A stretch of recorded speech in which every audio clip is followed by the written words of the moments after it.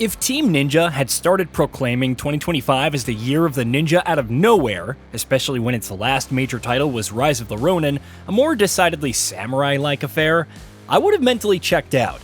Yes, Ninja Gaiden Ragebound had been announced at the last Game Awards, heralding the return of the classic side-scrolling series gameplay in a lovingly retro-like spin-off, but that was more or less it. For many of us, it was the year of Monster Hunter, with the imminent release of Wilds, which released just fine with no issues, the year of Grand Theft Auto 6, which ultimately became next year, and so on. Of course, Team Ninja didn't simply proclaim this on a whim. It was in the wake of revealing Ninja Gaiden 4, a full-fledged sequel to the 3D action-adventure series that truly made the name mainstream. When covering the Xbox Developer Direct at the time, I wondered what Microsoft could pull out to really start the year off on a high note. Doom, The Dark Ages, and some relatively unknown titles like Clair Obscur Expedition 33 were the biggest highlights on the lineup, alongside South of Midnight. But Ninja Gaiden 4 was the first game showcased, and it was glorious. Blazingly fast combat with new flashy mechanics, a new protagonist who's arguably more dour than Ryu Hayabusa, high-speed traversal in a near-future version of Tokyo, besieged by the Dark Dragon's curse, parries, dodges, bloody executions. It all screamed Ninja Gaiden in the best way possible. Shadow dropping Ninja Gaiden 2 Black also didn't hurt, but from that moment on, Ninja Gaiden 4 immediately skyrocketed to the top of my must-play list. The fact that it went from non-existing to confirmed for launch this year, already looking playable as heck in the first appearance, also felt unbelievable. With only a few weeks left until launch, it's somewhat surprising not to see more hype for the title. Before Ninja Gaiden 3 thoroughly destroyed all interest in the franchise, the first entry was one of the most universally acclaimed titles of all time. The side-scrolling formula translated wonderfully into fully fledged 3D exploration with a heavier emphasis on combat difficulty. And while the story wasn't much to write home about, the action hooked me from the get-go. Aggressive enemies that didn't simply wait around to get pummeled, coupled with acrobatic techniques and highly damaging abilities, made for one of the most adrenaline-filled experiences of the time. And while Ninja Gaiden 2 wasn't as showered in praise, it still sold well and introduced some great new mechanics to the series, from crazy new weapons to dismembered enemies remaining a threat and obliteration techniques for the over-the-top gory finishes. Ninja Gaiden 4, however, is operating on a higher level. Co-developed with Platinum Games, it stars Yakumo, a member of the Raven clan, as he ventures forth to stop the Dark Dragon's curse, which puts him at odds with an entire faction dedicated to its existence and, of all people, Ryu Hayabusa. There's already a unique dynamic at play. Will this really result in the entity's destruction once and for all? Is Yakumo being played?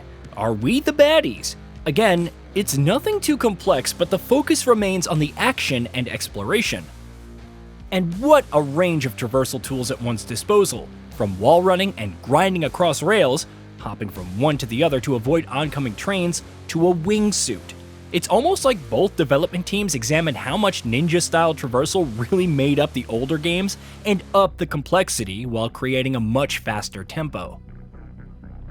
Once combat begins, however, things really start to shine. Yakumo is armed with multiple weapons, like the dual blades, staff, rapier, katana, and so on, each with unique roles.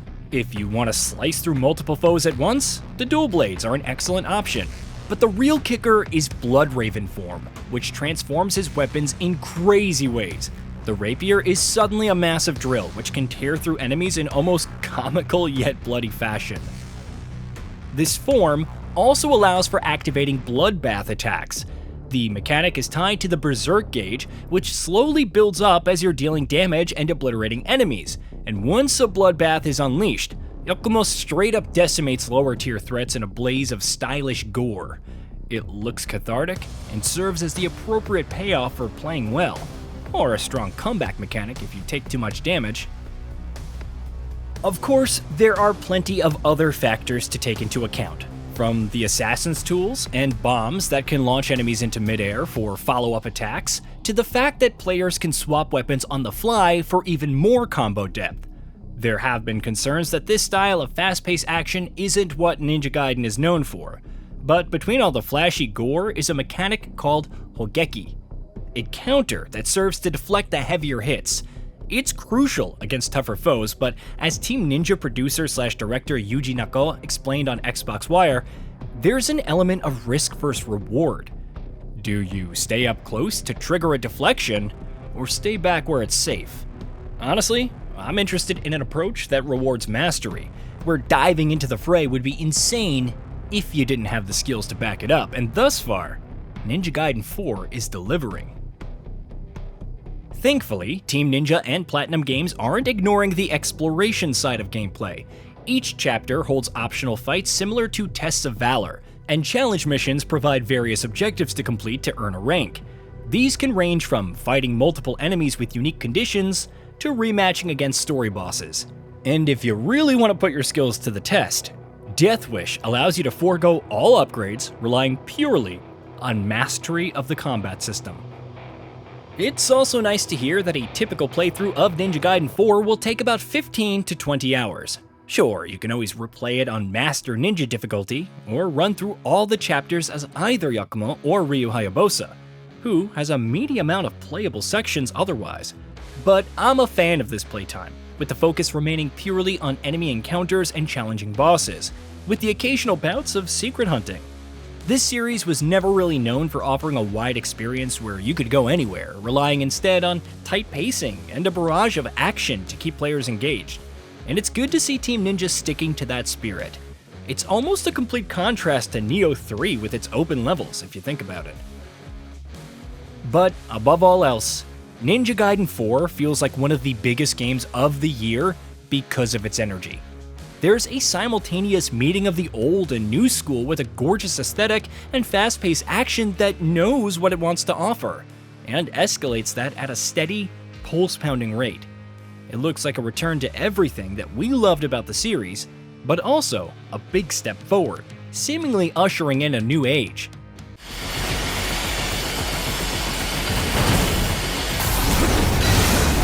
Granted, we won't truly know the franchise's future until well after its launch. Success would certainly be the crescendo to this year of the Ninja, but if nothing else, Ninja Gaiden is back, and I couldn't be more ecstatic to go hands-on. Hey, did you know that we at GamingBolt upload new videos every day? Stick around, drop a like, subscribe, and hit that bell. And let us know what kind of content you'd like to see in the future with a comment below.